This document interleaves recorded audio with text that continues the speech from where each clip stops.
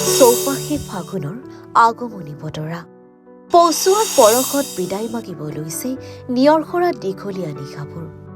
এতিয়া মদ আৰু পলাশ শিমলুৰ ৰঙেৰে ৰঙীন ধূলিয়ৰী উদং পথাৰ। প্ৰকৃতিয়ে মেলিছে ন ন সৌন্দৰ্যৰ সম্ভাষণ। ঋতুৰ পৰিৱৰ্তনৰ লগে লগে প্ৰকৃতিয়ে মেলিছে ন ন সৌন্দৰ্যৰ সম্ভাষণ। চৌপাশে প্ৰকৃতিত এতিয়া ফাগুনৰ আগমনী বতৰা। ধূলিয়ৰী উদং পথাৰত মদাৰ পলাশ শিমলুৰ সেন্দুৰ সনা ৰঙা পোখাৰে ঘোষণা কৰিছে ফাগুনৰ আগমন।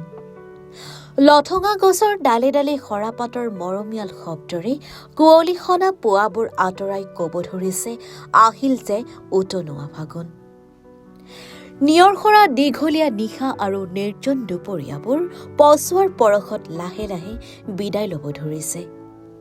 প্ৰকৃতিয়ে গোপনে নামি আহিছে ধৰাৰ বুকুলৈ ফাগুনৰ মধুৰ স্পৰ্শ।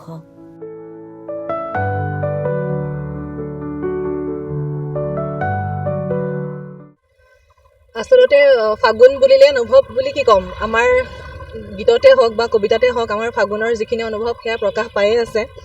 আচলতে প্ৰত্যেকটো মাহৰে এটা সুকীয়া সুকীয়া অনুভৱ থাকে, ঠিক ফাগুনৰো তেনেকুৱা। আৰু মই যিহেতু গীত গাই ভাল পাওঁ, গতিকে বৰ বিশেষ নকওঁ।